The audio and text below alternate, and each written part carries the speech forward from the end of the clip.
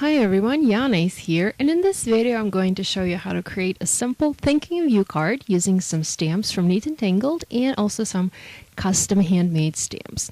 So in the previous video I showed you how you can create your own stamps using some foam, craft foam, and some thin wafer thin dies. So here's that feather stamp that I have attached to my acrylic block. Is one of the stamps that I made using some of the newest Spellbinders dies, and I'm going to use it for this card. Now I'm mixing a few colors of the Clear Snap Smooch ink onto my acrylic block, and I've started with the lightest color, and now I'm adding a little bit of a darker blue and then some gold and platinum colors to the mixture. Now this ink does not react with water. However, it does create some nice effects, so you're going to see me adding some water to my stamp instead of the acrylic block. And so here are the inks, the colors that I used. Those are Pool, Azure, and I also used Platinum, Snickerdoodle, and Gold Lame inks. So to make sure the inks mix well and I don't have any harsh lines, I'm spritzing my custom stamp with water, and then I'm just using my fingers to spread the water around and to remove some of the moisture. I don't want my stamp to be too wet, just maybe damp. Now I'm pressing my stamp onto the acrylic block and I'm moving it around a little bit just to create a nice mixture of inks. Now I'm using some watercolor paper and I'm going to stamp my feather right in the middle and create a nice impression. Looks quite nice for a handmade stamp.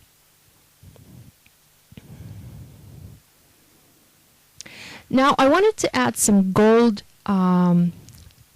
sparks to my card, and I didn't have any stamps for that, so I put my fingers in water and I just spritzed some water onto my cardstock. Now I'm working quite fast here. I'm not wasting any time because I don't want the water to dry, and I'm putting some gold embossing powder from Hero Arts onto my cardstock, and I'm going to use a little brush to remove the powder from the places that I don't want it on. And what I noticed that when I worked with the water instead of an embossing ink, it took a little bit longer to melt the embossing powder. So maybe this is some, chemical thing. I don't know, but just a heads up, it takes a little bit longer to melt the embossing powder when you're applying it on water instead of embossing ink.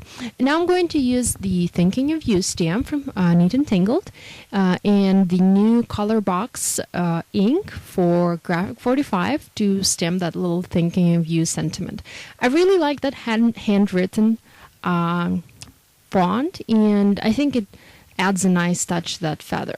As I finished stamping, I figured that I'm lacking a little bit of a border around the feather. I wanted it to be a little bit more detailed, maybe to stand out a bit more. So I decided to reach out for my die, the one that I used to create a custom stamp, and add some embossing.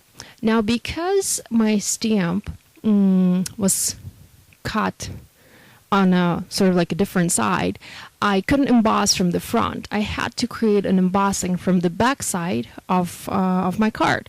So I used a little needle and I poked 2 holes at the top and the bottom to sort of mark the top and bottom areas of my feather, and I used it as a guide to adhere my to place my die in, to secure my die in place. And I used some washi tape just to make sure it doesn't shift while the embossing. And here you can see me using my Artisan Explorer machine, and I'm going to use my embossing sandwich for this. So no die cutting, just embossing.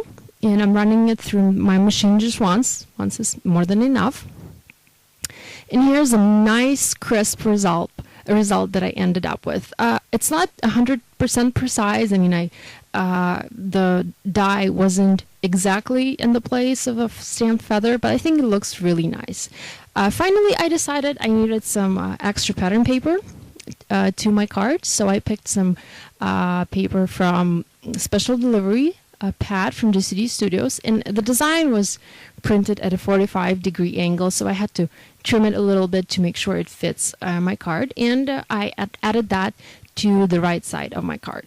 I also adhered a couple sequins, and that finished up my project for today. I really hope you enjoy and you will give this technique a try. Thank you for watching.